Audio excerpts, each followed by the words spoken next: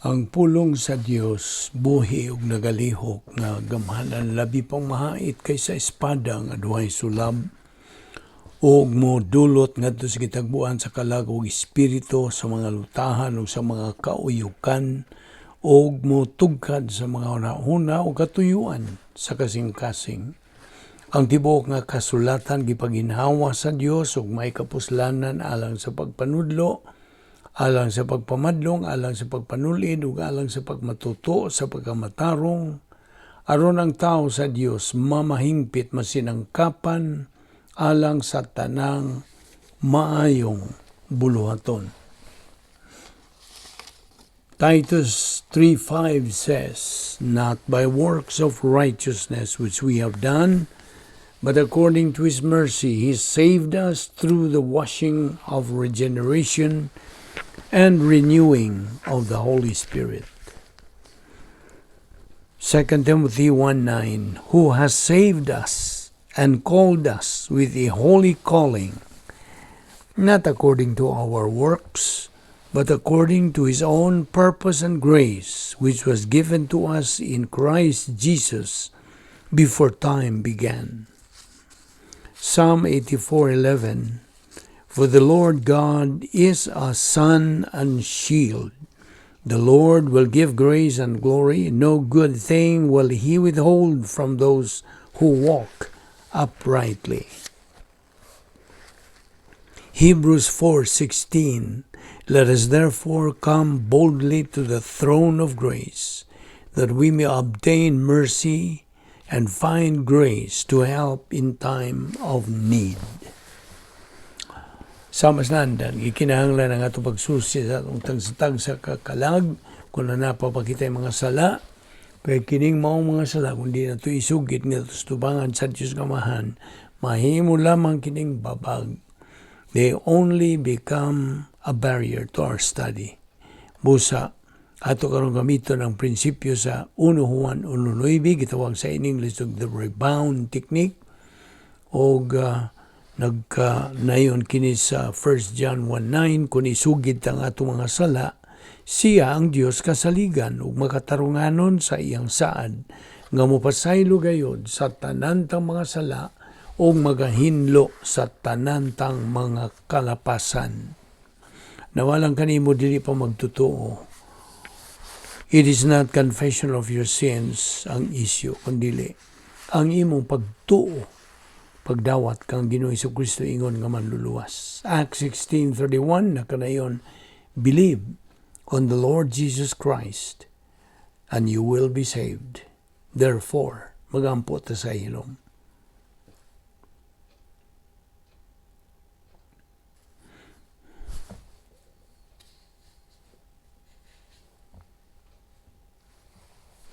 Ama, namong langit nun, salamat nila ino sa mga adlaw, imong gigahin, alang sa among pagtuon sa among pulong, salamat na buhi pa kami, ni among lawas kiniti mailan, nga imong plano nagalihok pa, ngani sa among tagsatag sa kakinabuhi. Salamat sa imong grasya, bisan pa kining among pagtuon sa among pulong. Grasya kini tungod sa imong gugma, imong kaluoy. Ubani kami karon pinagis pagtudlo ka namos balang Espiritu Santo sa imong kamatuoran. Kining tanan among gipasalamatan sa ngalan ni Ginoong Jesucristo. Amen. Maayong adlaw sa tanan natong mga subscribers, mga higala, atong mga followers, atong mga igsuon diyan ni Kristo. How to live for God in evil days. Okay, mao kini ang atong uluhan sa atong pagtulunan nga taud-taud na. How to live for God in these evil days. Okay, padayon kita sa atong gibiyaan kagahapon. Every believer's inheritance will not fade, imperishable, undefiled, received in heaven for you, believer. Nakapanulundon. Apan, alang kanimo dili pa magtutuo. Wala ka malakip niini. So, only believers ang nalambigit niini na ay mga panulundon gaandam na dito sa langit. So kung buot kang makapahimulos din kung ikaw dili pa magtotoo, gamita ka na imong kabubuton sa pagtuo kang Ginoong Jesucristo nga imong manluluwas. O bisan karon nga dili ka magtotoo, you cannot address God as your Father. Only believers can address God as Father. Okay, wa kay katungod sa pagtawag kaniya nga imong amahan. Now, Colossians 3:12, kanunay na ito kinigihisgutan, kanayon o election and predestination kini. O kini sila, election and predestination, they go in tandem. They go together. Now, sa wapag yun, buhata kining kalibutan before the world existed, diha na ang atong pagkapinili. Our election already took place. Now, sa diha nga kita mahimong mga magtotoo, o kita nahimo ng magtotoo, our predestination had been set. Gipahiluna na. All spiritual assets, all opportunities and privileges are all set for us. So there's a 1 Peter 1:4, nagisugot ka na og inheritance. There's a verse 5, who are kept by the power of God through faith unto salvation, ready to be revealed in the last time. Now, Ephesians 1:11, we have obtained an inheritance. Naghisgot usab ka na. So, balik ta sa Colossus 3:12, put on therefore as the elect, eklektos, chosen, ingon nga mga pinili sa Dios. Put on therefore as the elect of God, holy and beloved, bowels of mercies, kindness, humbleness of mind, meekness, long-suffering. Now, hinumduman nato kadtong nagkalaing mga kabubuton sa Dios. Let's remember the various wills of God. Na ay directive will, na ay overruling will, na ay permissive will. Now, taga ka na ko gihimplo nining overruling will. Pananitan, buot ka nga mo biyahe pinagig barko. Okay? You want to travel by boat, but you broke your leg.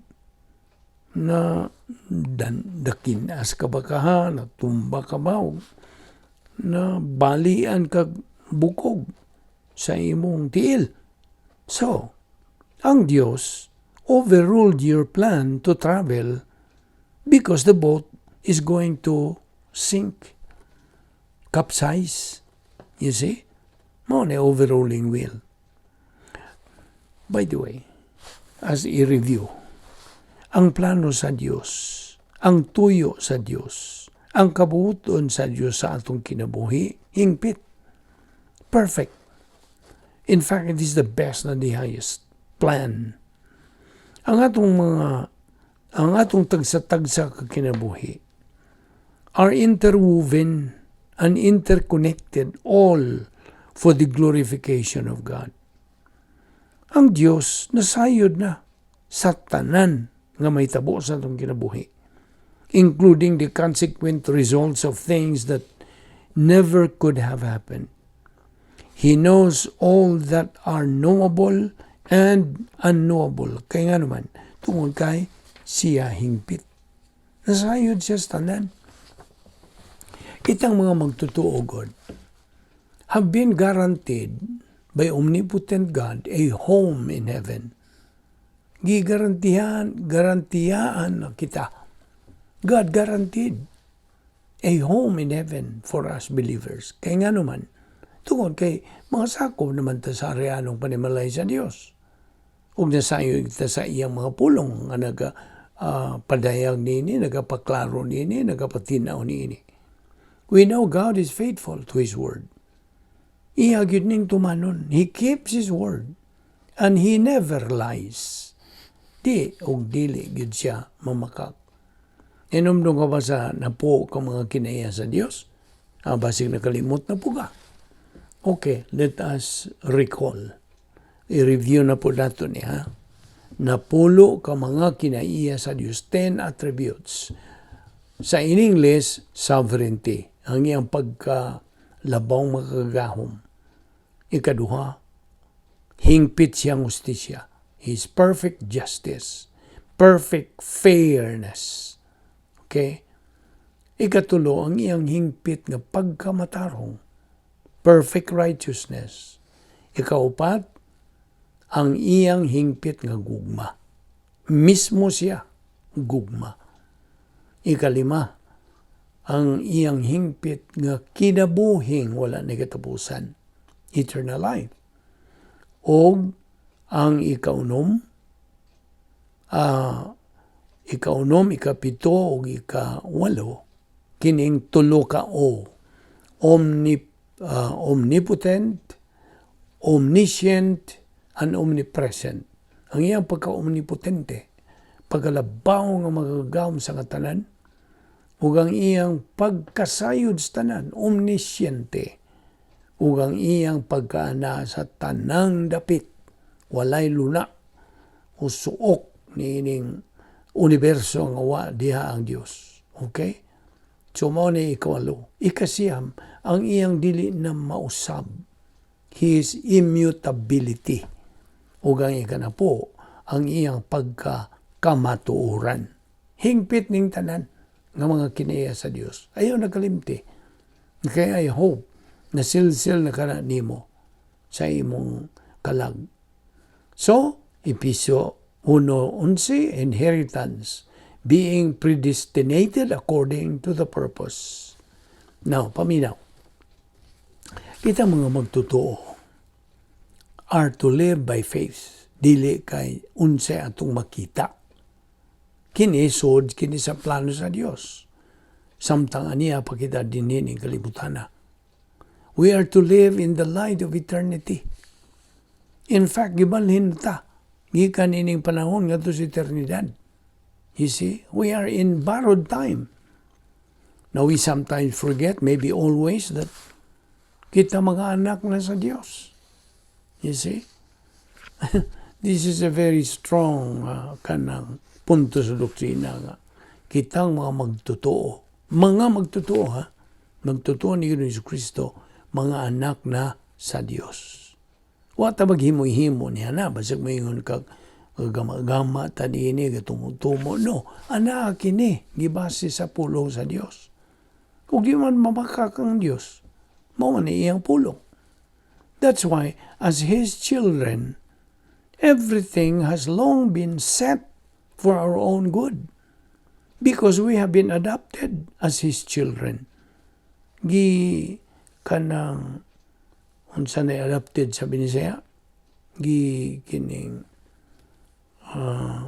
ay usahay murag muwa lang sa atong panunduman kining gisagop. Okay. Ninumduman pa gid ay. Ani ha, okay. Kadtong nagduda nga kita naghimo-himo pa nanining nga kita mga anak na sa John 1:12. Okay? Now, so kita nga mga anak sa Dios, doon na tayo panulundon.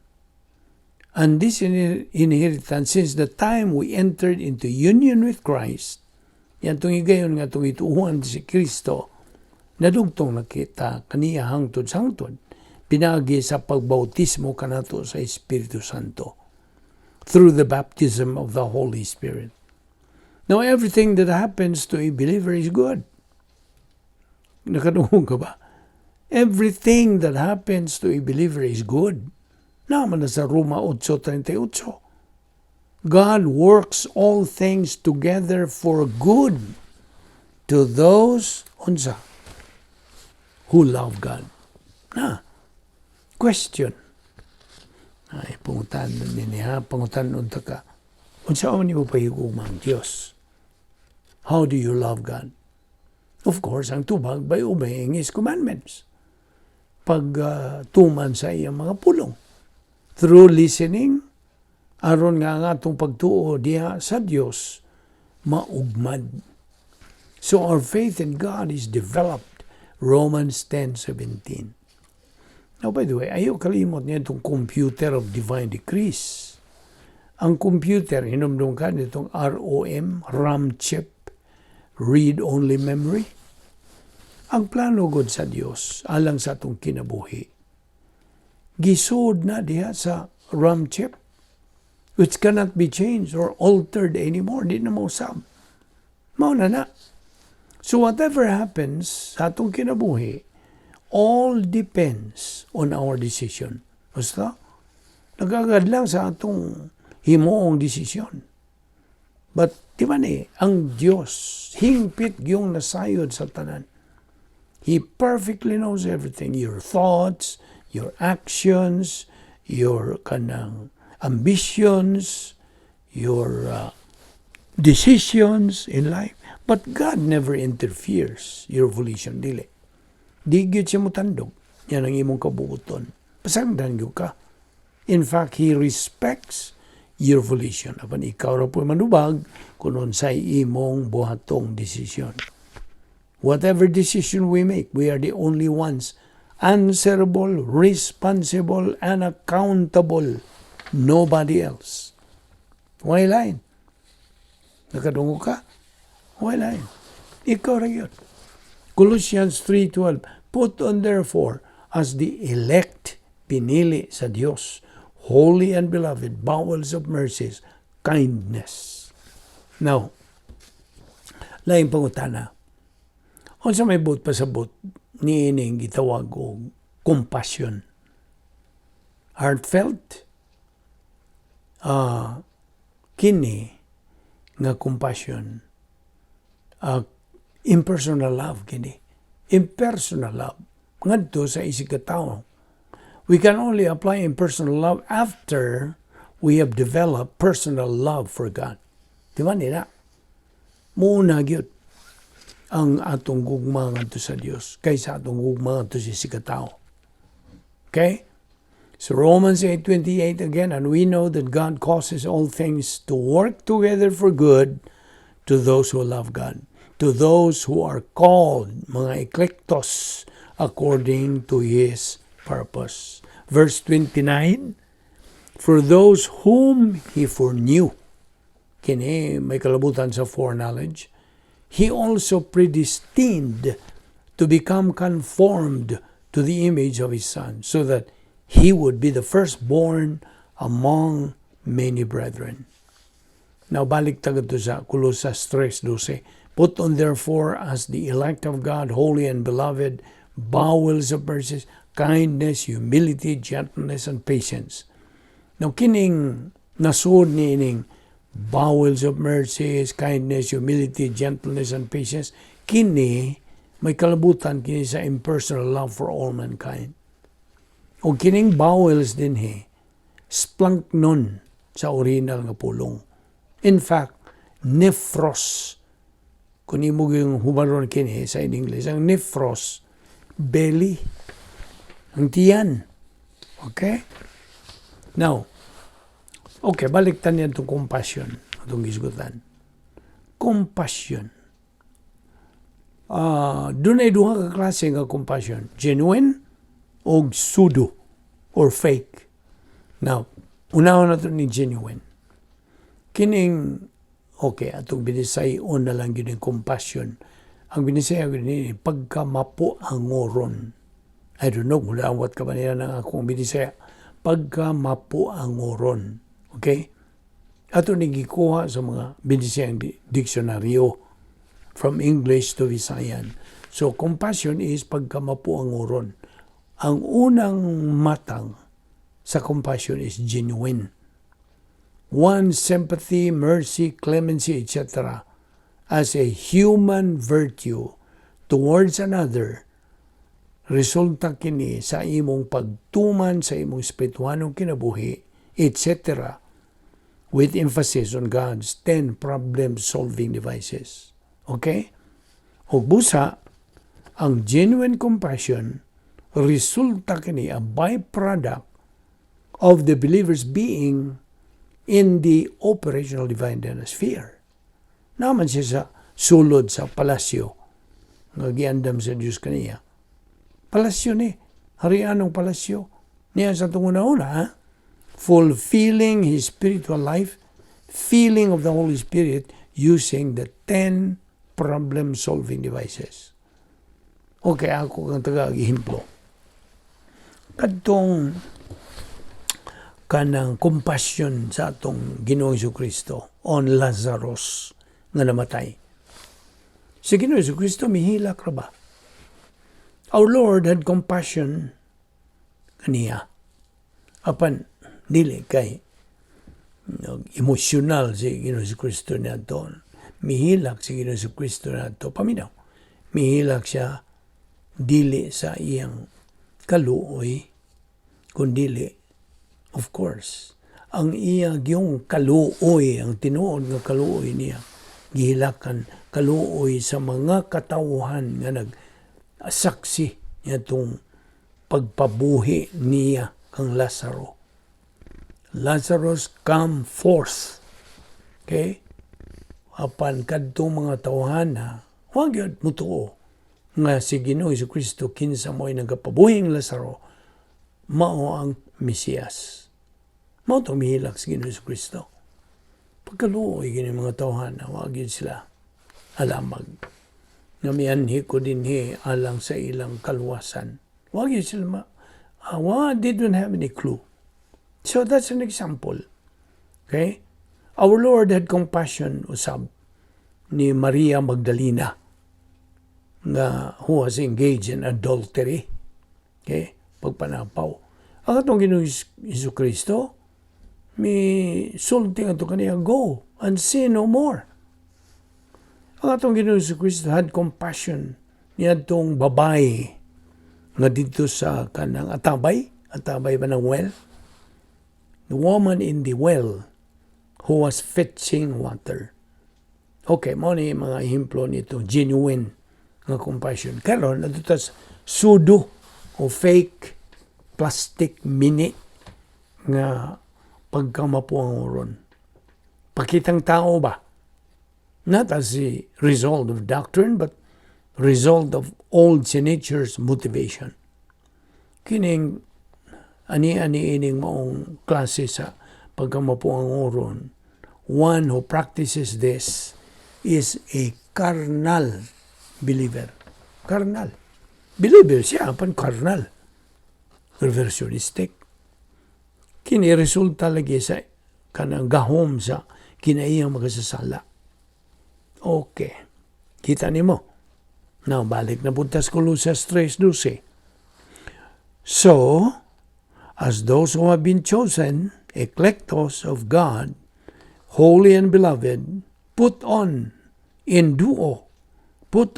a heart of compassion, kindness, humility, gentleness, and patience. Tuod. Ang Biblia, gisuwat kini in its original language. Ang daang pakigsaan was originally written in Hebrewanon. Some portions in Aramaic. Samtang ang New Testament, ang Bagong Tugon, was originally written in Griego. And we study the Word of God through its original language. O nang kanang makapatikod ka, mga bugamit kitang mga original languages din like katong put on, induo, o unsa pa, daghan. As we go along, na ay mga pulong atong gamiton din from its original language.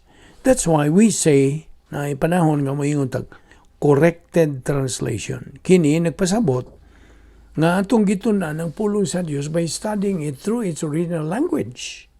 Okay? Kaya ang atong paagi sa pagtuon sa pulong sa Dios, pinaagi sa gitawag og ICE method. ICE. I-C-E. I ay sagogical, C categorical, ug E exegetical. Now, dagang kaninyong wapay alam magbahin ini apan ato laning ipa klaro nimo nga ang ay sagogical pagtuon sa pulong sa Dios pinagi sa iyang kasaysayan. Unsang panahon na sa kasaysayan gisuwat kining maong bersikulo, kapitulo, You see, isagogical. From the word isagogics. History. May kalabutas kasaysayan. Ang C, categorical. Bahin-bahin. Okay? Categories of Bibles. Bible doctrine. Like, kanang category of the doctrine of salvation, justification, kanang rebound, faith rest drill, 10 problem-solving devices mo ni mga categorical. Bahin-bahin ba? O ang E is exegetical. Gikan sa exegesis. Nga pagtuon sa pulong sa Diyos, pinasikan sa iyang original nga pagsuwat. Original nga pulong nga gigamit sa pagsuwat. So, nakasabot ka na. At least you have an idea. So this is the method we are using in our Bible study. This is for the information of the new ones. O kaninyong taod-taod na, we have been here in this ministry for the last 5 years. O adlaw-adlaw kining atong pagtuon sa pulong sa Dios. Now, kita mga Kristohanon are mandated to acquire, to possess knowledge, not feeling. Although we cannot ignore feeling, tinood na, ang pagbati ba? Pagbati sa tao. Mga tao man ta. So, mabati ta. Now, but ang pulong sa Diyos nagkanayon nga, we have to be very careful nga, dili kita dumala sa atong pagbati. Kaya feeling should not be controlling our life. It should be the mind to control our life. Kasabot ka? Kay feeling is only supposed to respond to what is in our mind. Sabot?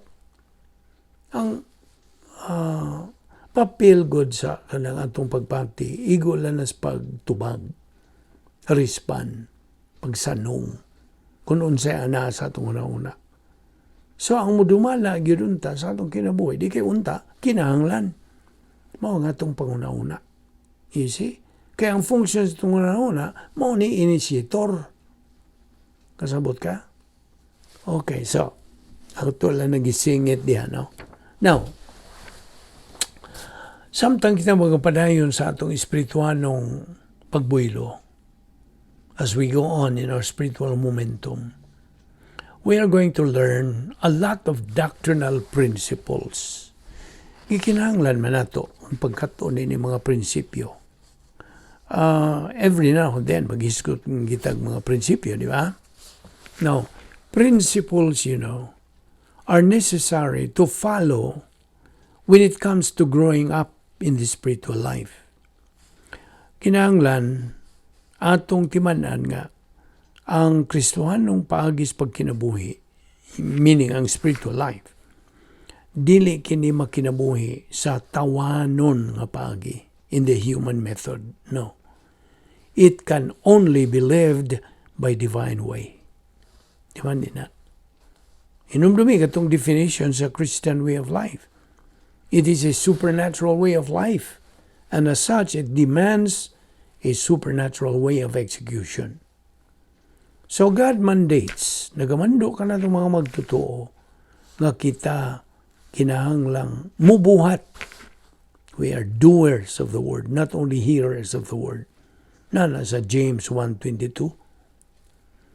Gani, ang pulong sa Diyos, nagkanayon, whatever we do in word or deed, we have to do all in the Lord Jesus Christ's name, giving thanks through Him to God the Father. Di ba, na? Now, kaya ang pulong sa Diyos, kaalam. God's word is wisdom. And wisdom, sa original nga pulong is Sophia. Wisdom strengthens a wise man more than 10 rulers who are in a city. Now, is Ecclesiastes 7:19. Now, si Hosea, usab ng kanayon, sow the wind and reap the whirlwind. Sow the wind and reap the whirlwind. kini may kalabutan kini sa balaod sa tulubagon sa kabubuton. Law of volitional responsibility. Now, unsa to'y pasabot ni ining chosen? Of course, Colossians 3:12 again. Pinili. Diba? Ingon nga mga pinili, as a chosen, saved person, we have been provided by God the following. Paminaw, mao ni ang gisangkap sa Diyos kanato. Ingon nga mga pinili. Kinabuhing dayon, ang atong pagkadugtong kang Kristo hangtod, ang dili kasagaran nga espirituanong kinabuhi, ang napulo ka mga paagis pagsulban sa mga suliran, 10 problem-solving devices, ang mga spiritual skills, spiritual self-esteem, spiritual autonomy, spiritual maturity. Ano sa pa? May sangkapan patag screw blessings in time. O, inigbiyan na ito ng kalibutan na, gihatagan pagkita sa Diyos o dying grace. Grasya ang pagkamatay sa magtotoo nga kanang mananaog, a winner believer. Ang gawas panini, to apay giandam ang Diyos kanato, nga escrow blessings dito sa eternidad. Okay, Colossians 3, and to this versikulo 12. So, as those who have been chosen of God, holy and beloved, put on a heart of compassion, kindness, humility, gentleness, and patience. Now, kining mga bertud, mga virtues man mentioned in verse 12, cannot be worked. Dili ni pinaning kamutan, okay? Dili ni mapaning kamutan, kundi kini by a byproduct, kini resulta kini sa spiritual momentum on a daily basis. Adaman daw. So, sa protocol nga plano sa Dios, operational divine sphere, o kinigibuhat as unto the Lord. 1 Corinthians 5:7, clean out the old leaven, so that you may be a new lump, just as you are in fact unleavened. For Christ, our Passover, also has been sacrificed. Diya sa Deuteronomy 15:11, for the poor will never cease to be in the land. Therefore I command you, saying, you shall freely open your hand to your brother, to your needy and poor in your land. Colossians 3:13, bearing with one another. No, kining bearing with one another sa original nga pulong is anikumai. Anikumai. Og sa Bisaya, but pasabot ini, mag-inantusay sa usag-usa. Bearing with one another. And forgiving each other. Whoever has a complaint against anyone, just as the Lord forgave you, so also should you.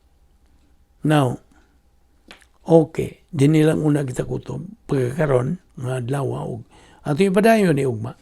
Ayaw kalimot sa pagpakiuban ka na to, niining atong pagtuki, ining atong pagtulunan how to live for God in these evil days. Magampo ta.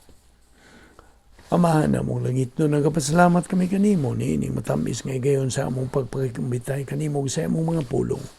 Salamat o Diyos sa balang Espiritu Santo sa pagpatinaw ka namo, nining imong kamatuoran, inawag nga kinimahimong panalangin sa among kinabuhi. Salamat ni among Bible study pinagi sa YouTube. Kining tanan among ipasalamatan sa ngalan ni Ginoong Hesukristo. Amen.